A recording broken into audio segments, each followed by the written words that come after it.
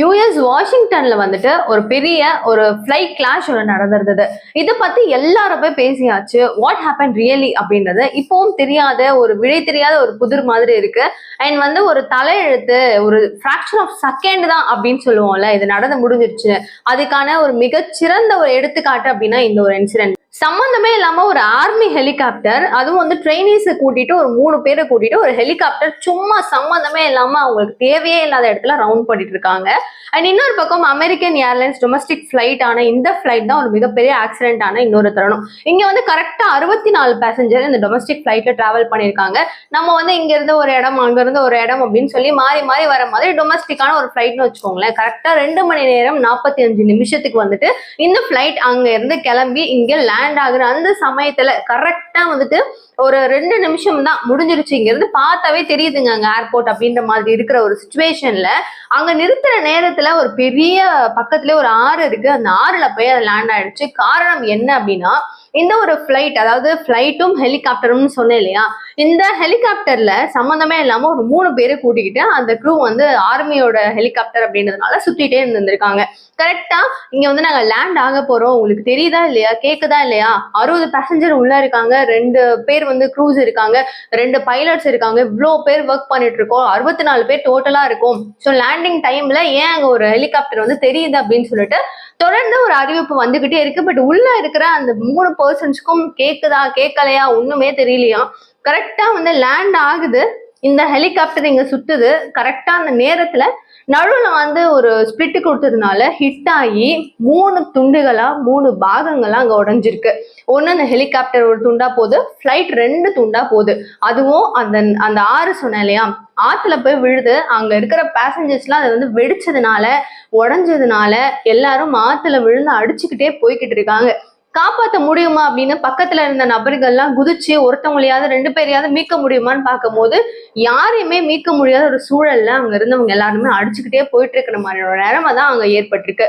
இன்னொரு முக்கியமான விஷயம் ஒண்ணு சொல்லவா, ட்ரம்ப் இருக்காரு இல்லையா, அவருடைய வீட்டு பக்கத்துலங்க அவர் எவ்வளவு பெரிய ஒரு பர்சன், அங்க அவர் தான் எல்லாமே அப்படின்னு இருக்கும்போது அவங்க பக்கத்துலலாம் ஒரு பெரிய பெரிய ஒரு மேசிவான ஒரு ஏற்பாடுகள், முன்னேற்பாடுகள், ஒரு லேண்ட் ஆகுது ஒரு ஃபிளைட்னா அது எந்த அளவுக்கு செக்யூரா சேஃபா இருக்கணும், இங்க எப்படிலாம் இருக்கணும் அப்படின்னு சொல்லிட்டு ஒரு டோட்டல் கைட்லைன்ஸே அவங்க வச்சிருந்திருப்பாங்க.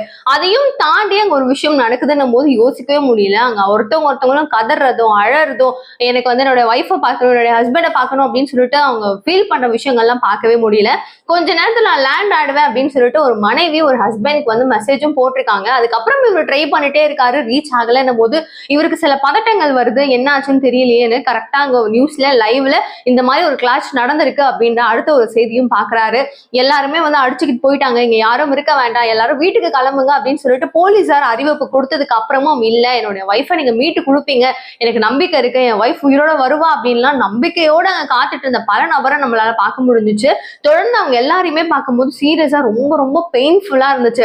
ஏன்னா ஒரு யோசிச்சு பாருங்களேன், இப்போ வந்து நிக்க முடியல, நிறுத்த முடியல, ஏதோ வந்து உள்ள இருந்த ஒரு பைலட் சரியில்லை, ஓட்ட தெரியல, இல்ல ஏதோ ஒரு இயற்கை சம்திங், ஏதோ ஒரு பிரச்சனையினால நிறுத்த முடியல அப்படின்னு பல விஷயங்கள் நம்மளுக்கு யார் மேலேயோ தப்பு அப்படின்னு சொல்றதுக்கு இருந்தா, சே அவன் ஒழுங்கா ஓட்டியிருக்கலாம், அவன் இது பண்ணாம போயிட்டான், இப்படி இருந்திருக்கலாம் அப்படின்னு சொல்லி நம்மளுக்கும் ஓரளவுக்கு ஏதோ அப்படி இருந்திருக்கும் இல்லையா. பட் இது வந்து டோட்டலா வேற.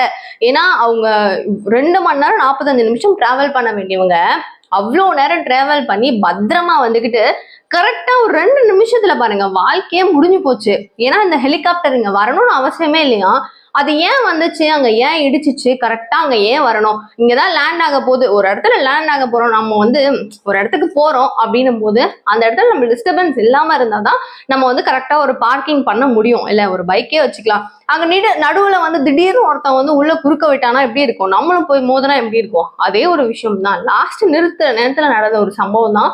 ஸ்டில் வந்து பல பேர் பல விஷயங்கள் ப்ரொஜெக்ட் பண்ணிட்டு இருக்காங்க, வேணும்னே வந்து அவங்க பண்ணாங்க. ஏன்னா ட்ரெயினி வந்து அவங்க எதுக்காக வந்து ஹெலிகாப்டர் ஓட்டணும், 3 பேரை ஏன் கேரி பண்ணிட்டு வந்திருக்கணும், வேற யாரையும் வந்து டார்கெட் பண்ணி வந்திருக்காங்க, அதனாலதான் இப்படி நடந்திருக்கு அப்படின்னு சொல்லி பல விதமான கோணத்துல ஒருத்தவங்க ஒரு விஷயங்கள் பேசிட்டு இருக்காங்க. என்னதான் அது சொல்யூஷன், என்ன நடந்திருக்குன்றது தெளிவா தெரியலனாலும் முடிஞ்சிருச்சு, அது என்னவோ தெரியல. இப்போ யூஎஸ், அதாவது அந்த தரப்புல இருக்கிற ஒருத்தவங்களுக்கும் அந்த நாட்டுக்கே ஏதோ ஒரு விஷயங்கள் தொடர்ந்து நடந்துட்டு தான் இருக்கு. அந்த ஃபயர் ஆக்சிடென்ட் ஆகட்டும், இப்போ இந்த ஃபிளைட் கிராஷ் ஆகட்டும், ஐயோ கேட்கவே ரொம்ப கஷ்டமான ஒரு சூழல் தான் அவங்க பார்த்துட்டு இருக்காங்க. எனவே நீங்க என்ன நினைக்கிறீங்க? முன்னாடி எல்லாம் ஒரு ஆசை இருக்கும், ஃபிளைட்ல போகணும், எப்படியாவது ஒரு வாட்டியாவது போகணும் அப்படின்னு சொல்லி பல பேருக்கு. அதுவும் இப்பெல்லாம் வந்து ஒரு நார்மலைஸ்டா கூட ஆயிருச்சு.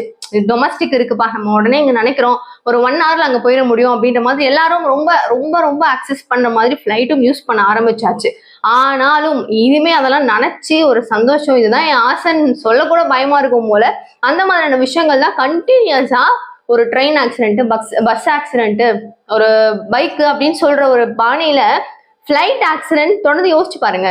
ஒரு 3 மாசத்துல நம்ம எந்த அளவுக்கு ஃபிளைட்டை பத்தி, அந்த ஆக்சிடென்ட் பத்தி, கிளாஷ் பத்தி கேள்விப்பட்டிருப்போம் அப்படின்றத மறக்காம கமெண்ட் பாக்ஸ் சொல்லுங்க.